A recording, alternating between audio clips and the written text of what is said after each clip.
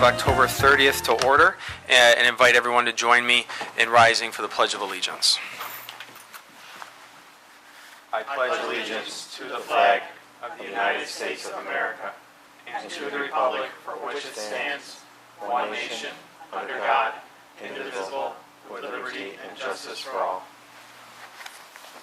Roll call. Councilwoman Barnum. Here. Councilman Puddicombe. Here. Councilman Seeley. Here. Councilwoman Scroback. Here. Supervisor Bella. Here.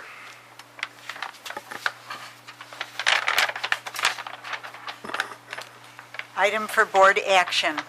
Item 10, STB 2014-1, approving the 2015 preliminary budget. Can I have a motion? Moved. And a second? Second. Thank you. Before I ask for a vote by the town board, I'm going to ask that the board members please join me down on the floor, and I'm going to give a brief presentation on the preliminary budget. Okay? Thank you.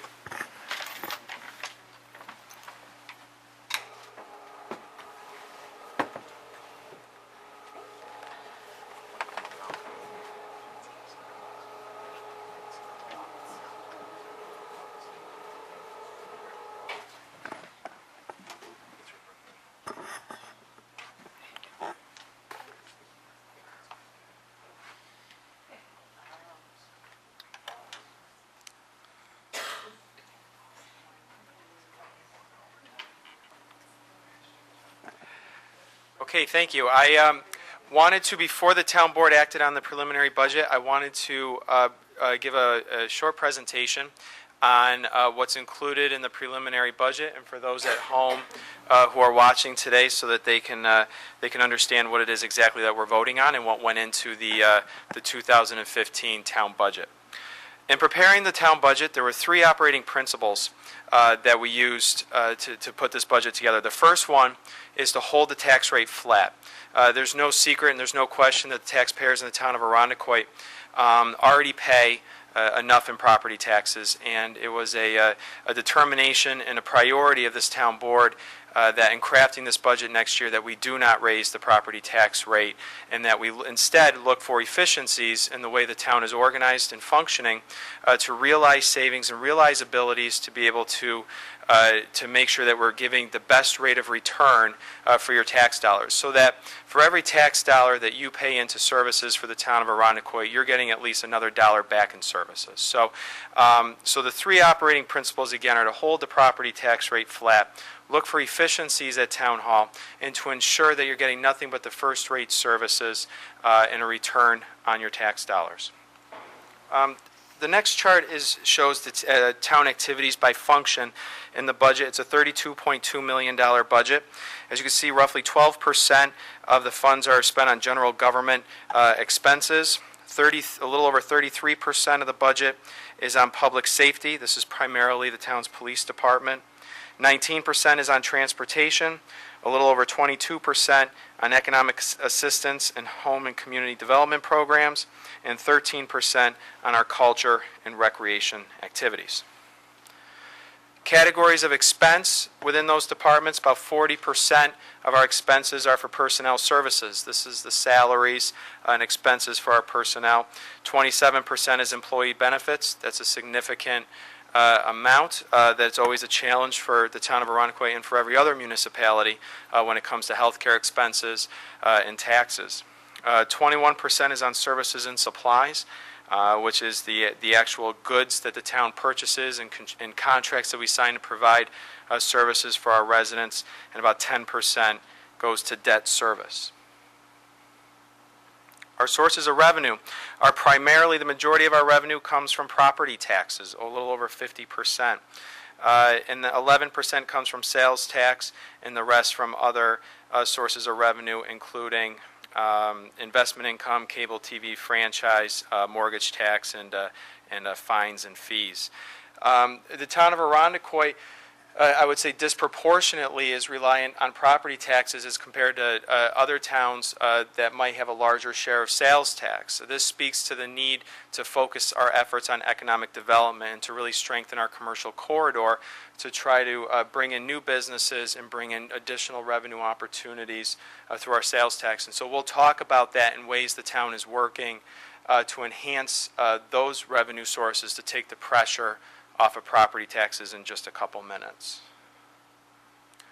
The history of the taxable assessed value in town, as you can see, the taxable value is relatively steady in the town of Arundecoit. We have reversed a few years' trend of a decline. We actually had an increase in our assessed value projected for next year by a little over $10.5 million. Last year was a $2 million increase, and that was preceded by a number of years of decreases. So this is showing hopefully a new trend of increasing property values, and I think this is probably largely driven, again, by the activities in our commercial corridors and bringing some new developments into town. And this chart shows the history of the property tax rate. And what I'd like to point out at the bottom of the chart is that for what will be the 5th year in a row, this budget again proposes a 0% tax increase. So the proposed tax rate will be 6.51 per thousand of assessed value. And again, you can see that's the same property tax rate that we've had since 2010. And in putting the budget together, and this is why we're doing this presentation the way we are, is to make it clear to the community that budgets are more than just a document of numbers. They're also a statement of priorities. The town of Arundecoit is organized essentially into 6 departments. We have our administrative functions, which includes our comptroller, HR, attorney, and other departments and functions. We have our police department, which also, in addition to our police force, houses our animal control operation and our school crossing guards. The 3rd department is the neighborhood and business development. This is the department that encapsulates our planning and zoning operation, our code enforcement, building services, fire marshal, also our economic development activities. We'll talk a little bit about that in a minute, and some of the successes that the department has already had this year and what we'll be funding into next year. There's also the courts. The town of Arundecoit has 3 part-time town justices. There's the library department, and then there's also the Department of Community Services. And this houses all the functions that give a direct service and benefit to our residents, things like our public works, our special districts, street lighting. It also encapsulates our parks functions and our recreation programs, which includes our adult, youth, and family programs, our senior programming, our special events, which is the 4th of July, the Oktoberfest, Farmers Market, all those activities, the cemetery, and the town historian. The first area in the budget when we talk about priorities that I want to talk about is the police department. In this next budget, what you'll see is an increase in the police force. The preceding years, in the last several budgets, we've seen a trend of a decrease in funding for our police department and a decrease in the size of the force for the police department, while at the same time the town unfortunately has been facing certain increases in certain types of crime. To me, that's a trend, and I think it was a priority of the town board. This trend needed to be reversed. In order to be able to fulfill all the other commitments and all the other things that we want to do in our community, whether it's attract new families to live in Arundecoit, to be able to keep the families and residents here, but also to encourage new business development. People need to feel safe. People need to feel safe in their homes. They need to feel safe in their neighborhoods. And businesses need to feel safe opening up and know that they can open up and that they would be protected. So this budget prioritizes public safety by adding to the police force. We've also fully implemented in 2015 the reorganization of the Neighborhood and Business Development Department that we started earlier this year. That reorganization included the hiring of a new deputy town attorney, planning and zoning administrator, and it renewed our focus through administrative changes on economic development. And you're already starting to see, I think, some of those, some of the benefits of that reorganization today when it comes to projects like Starbucks and Chipotle that are opening later this year near the intersection of Eastridge and Goodman. This is also the department that helped see Sonic through the process. We saw Aldi's being built on Hudson. This is the department that's working hand in hand with I-Square, which is opening and building, I think, and making steady progress. This is also the department that's largely been responsible for the building of our library. This is also the department that the comprehensive master plan was just approved through. And this is the master plan that speaks to neighborhood development. It speaks to business development and where this town is going to be. It's the first time our community has had a master plan in 30 years. And so this was a significant development and a significant outcome for that department. The other department seeing some additional resources in certain areas is the Department of Community Services. Again, this department went through an administrative reorganization so that we can really take a look at what's being spent on administration and the management so that we can put more funding into the direct programs and services that we're offering residents. So we're able to reorganize, do some administrative and managerial organizations so that not only are we keeping intact all of our programs, but we're able to invest additional resources into those programs without costing additional dollars in taxes. Some of those increases in programming include a 37% increase in expenditures for the maintenance of our park facilities at Camp Eastman, a 35% increase in maintenance and enhancements for the fields at McAvoy Park. We have an over 126% increase in expenditures for our summer recreation programs, a 22% increase in the expenditures for the winter recreation programs, a 24% increase in expenditures for fees associated with field trips for summer camps. These are the field trips that our camps, for instance, the Woodcraft Camp, when they go on field trips over the summer, this is the funds that are used to take them on those field trips to places such as Seabreeze, which I know is a favorite for a lot of the kids in our community. The funding also is a 59% increase for our summer playground camp counselors.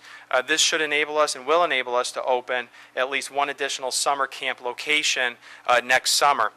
And residents will know these are the camps, they're free to the public, and over the years we've seen a reduction in the number of sites that we've had for these. This is going to reverse that trend, allow us to open up an additional summer playground location, be able to staff it appropriately, and again, these are free to residents and give our youth and young people a good opportunity in the summertime when the schools are out. The funding will also enable us to hire a full-time recreation leader. That position is going to oversee a lot of and be able to directly impact the additional recreation programming that's included in this budget. Aside from this budget, but I also want to point it out in this context, is that the 2015 capital improvement plan also deals extensively with our parks and our playgrounds. This is currently going to be under consideration by the town board next month. The plan that the board is considering includes $143,000 to upgrade our outdated playground equipment and renovate and modernize the town's spray park at Camp Eastman. The spray park, again, like I said, is at Camp Eastman. The playground equipment, this refers to the tot lots and the various playgrounds that are embedded within our neighborhoods, which is a great, unique, I think, aspect in Irondequoit, and something I think that really strengthens our neighborhoods. But unfortunately, the playgrounds have been subjected to some deferred maintenance. So this CIP program will invest in our playgrounds and bring them back up to date. There's $50,000 to construct additional soccer and lacrosse fields at Camp Eastman. This will give more opportunity, obviously, for our youth sports programs to be able to practice on new fields. And it also includes $100,000 to upgrade our lodges at Camp Eastman. And the lodges are used, if you've rented them before, they're obviously available for rental to the community. They're also used for some of our summer and seasonal camps there as well. So it's a great community resource. So again, just in closing, when you go through the highlights of the 2015 budget, again, we're able to do set all these different funding priorities and still obtain a 0% tax increase. And in addition to that, we kept the total spending increase to just below 2%. That's a significant, I think, achievement and a benefit of our reorganization here.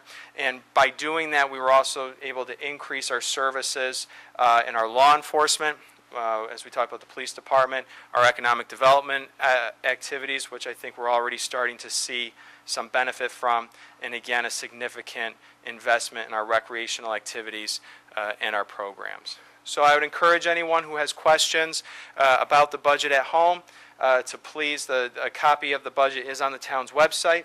And you should also feel free to email me at supervisor@irondequoit.org. Thank you. I ask the town board can meet me back up at the podium.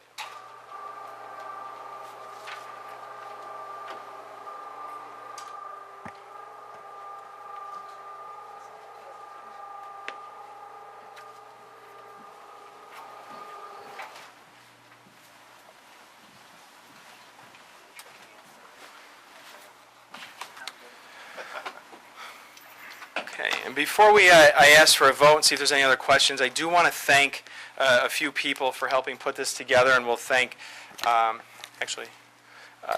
Nick, can you flip that switch on the side wall there, please? Or Barbara, I don't know if you can reach it, the switch on the wall behind you. Oh, that's the screen? The screen, Okay. what do we need?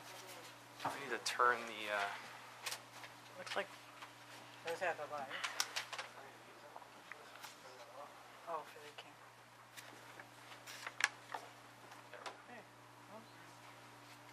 Got sunglasses? Projector. there we go.